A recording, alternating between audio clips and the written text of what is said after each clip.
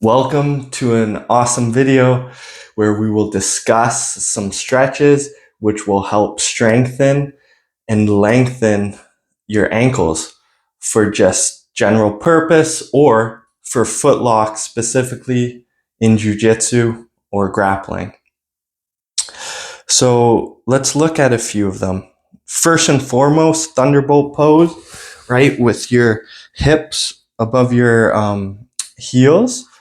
That's huge. Okay. So this alone gets that flexion in the ankle and can bring that mobility, right? From this position, and before we start going into it further, go at a mindful pace, right? Don't be like, oh, I need to have my flexion amazing right away.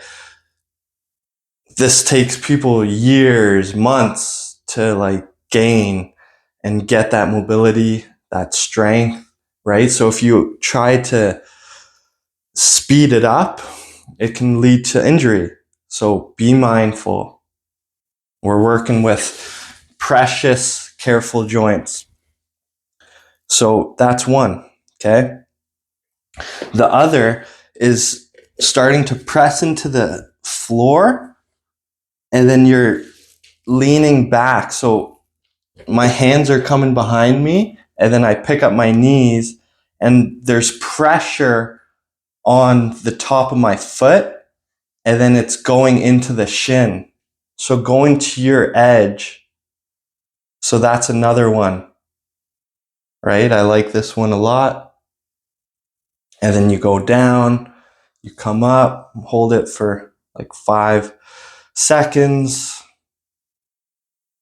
And then you come down. I like this one a lot, and be super mindful, right? Don't go into these, especially if you're brand new, and expect to get them very deep off the bat. They're going to be a bit of tension, a bit of awareness there.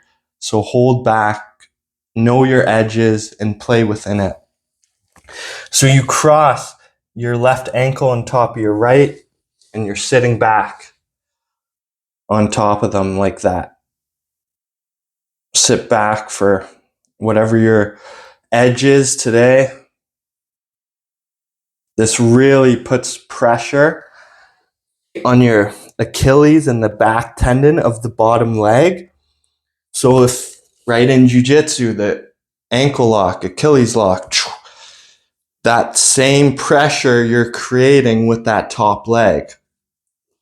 So when I'm here, I put my right ankle on top of my left. So that right ankle is creating that pressure onto my left Achilles, going into my left calf, right? So this one's really good for mimicking the ankle lock pressure. So yeah, those things are huge.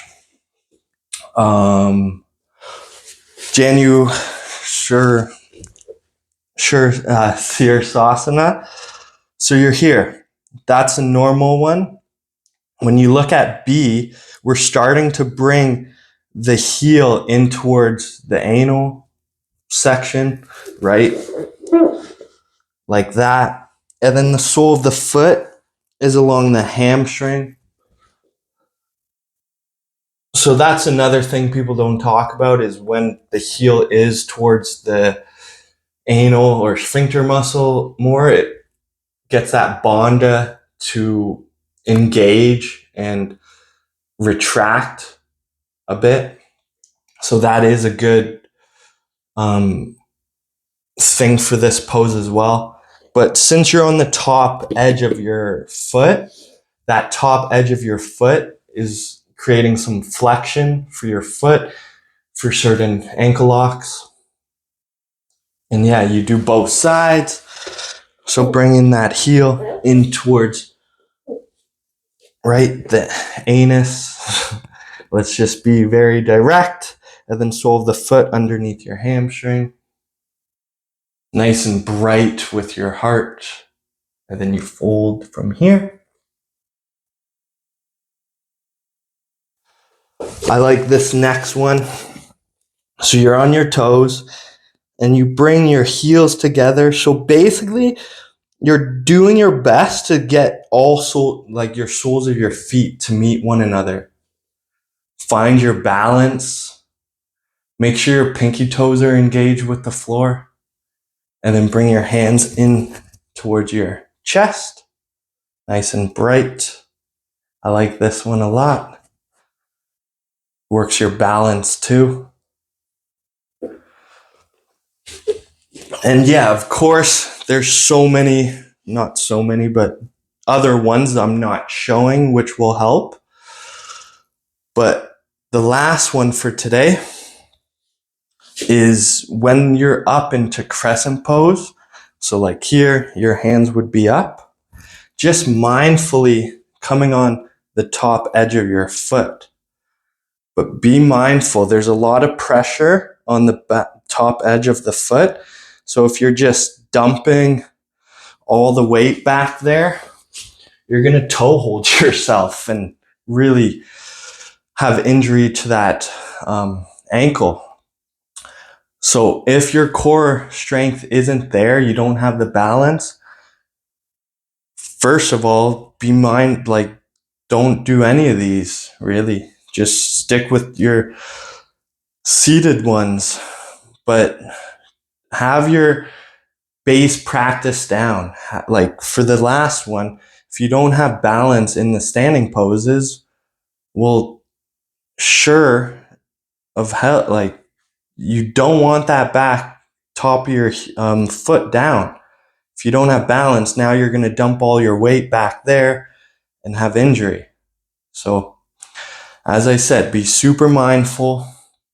But if you want some insights of how to get your feet more flexible and at the same time strengthening them too, then do these exercises.